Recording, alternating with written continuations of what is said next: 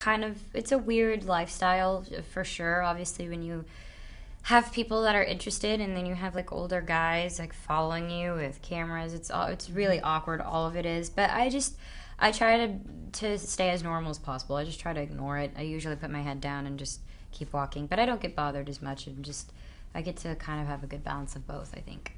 Is that something that's come along as you've become experienced, that you're more okay with it? I don't think I'll ever be okay with it, but I've had to accept it more. Understandable.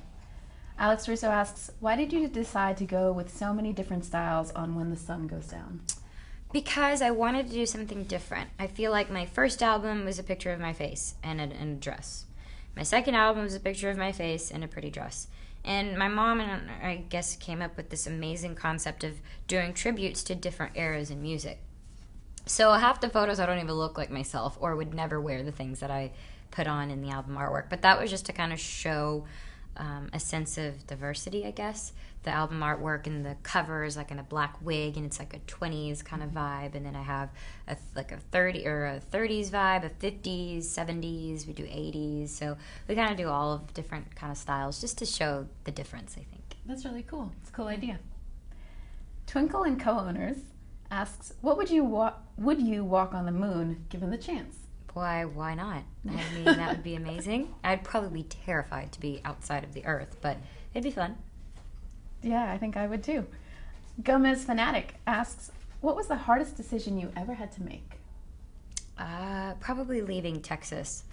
I was going to move to LA when I was 14 with my mom, and I was leaving everything behind. I was leaving my grandparents, my dad, my friends, everything. And it was really hard for me, and it was a weird time for me in general, but I guess I just had to do it. Thank you. Well, I'm sure that was a really hard transition to make. It was, but it was good. Do you still get to visit? Yeah, I do. I definitely visit, and it got a lot easier. I still miss home a lot, but I do get to see them as much as I can. That's great. Ashley TT 101101 asks, who's the one person in your life you can tell anything to?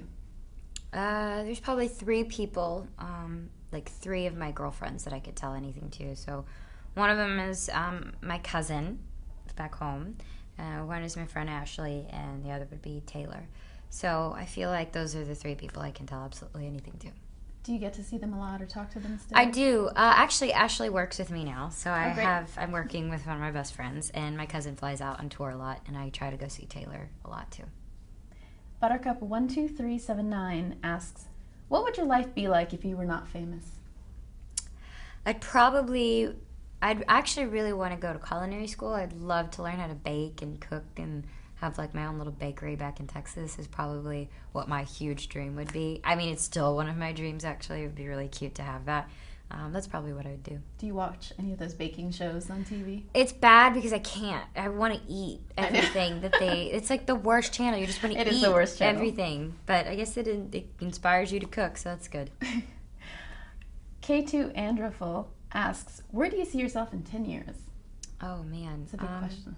I hope I'm married, maybe. I hope to be happy. I hope to continue to do films, things that I'm proud of and accomplishments, but overall just to be happy. It's very wise. Thanks. Very wise. Magis3X asks, you remember that instance when your first album came out? What were your first emotions? Oh gosh, I was like, is anybody gonna buy my album? I was nervous that it was weird because I wasn't really familiar with music because I'd always wanted to put out a record. I loved music, but I just didn't know what kind of music I wanted to do. So my first album was kind of all over the place. And I just remember thinking how unsure I was about the whole thing. I was just unsure that it was going to do well, unsure that my tours would do well, and it was a really nervous time for me. But I do remember going to the store and picking up a copy myself for the first time and seeing that all of them were sold out but 2. So that was a good feeling. And obviously now this album's doing great. It's already top 5 on iTunes. Oh, thank you guys. I hope you guys like the album. album. There. I know. I hope you guys like it. I listened to it yesterday on your Facebook page. It's great. Yes, thank you. Great. Michael C. asks, can you compare what your tour will be like compared to previous tours? How big of a production is it this time? Well, if you've gone to any of my shows before, they're pretty basic. It's me in a sparkly dress just jumping up and down on singing my songs. So with this one, I was able to have a lot of creative control, which was fun. I am going to have a production. I'm going to have a stage. I'm going to have wardrobe changes. I'm going to have dancers. So I think my fans are going to be surprised to see me doing something completely different.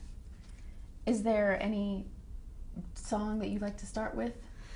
We are coming up with a set list right now, so I am kind of contemplating on which one we're going to open with. But I am performing a lot from the new record, which I'm excited about. Love Selena G asks, what is one thing you regret? I don't regret anything, just because I feel like even if it was the worst feeling or the worst thing ever, it happened for a reason, and it obviously made me the person I am. So everything happens for a reason. Again, very wise. Very wise. And the last question I have here is from Mrs. Bieber 097. Nice. Very nice. And she asks, when you have time off, what's your favorite thing to do? Sleep. I love to sleep and watch movies. Like, I could go to the movies all day and, like, eat pasta. Like, that's what my day off would be. Or something outside, like the beach. I like doing things that are very relaxing and does not require a lot of movement. And have you seen your movie? I have. I went to the screening of Monte Carlo, and I got to see it with a bunch of my fans, which was awesome because I got to hear them laugh and got to see them, like, get emotional. It was really sweet. Wow. Was it a little nerve-wracking to see? Yeah, because I'm sitting here like, oh my gosh, I hope people laugh because I knew what was coming. So I was a little nervous the entire time, but it was great. And it turned out how you thought it would. It did, and I think better. I'm really proud of it, so I hope everybody goes out and watches it. Do you have any upcoming plans for movies or? As far as film, I mean, we're still in the whole boring development thing and figuring out what's next. I think right now we're just focusing on tour and getting that ready and set to go. So you're in New York today. Where are you off to next? I'll be doing more fun interviews. That's what I'll be doing. But this is the best because I get to obviously talk to my fans. Yeah, and they certainly wanted to talk to you. Yay. So thank you very much for coming by. I really appreciate it. And Of course. I know you're super busy. And everybody, go buy the album. It's out right now. Thank you guys so much for watching. Go see the movie. Thank you for sending in questions. You know how much I love you guys, and I really hope you enjoyed the album and Monte Carlo. Love you guys. Thanks, everyone. See you next time.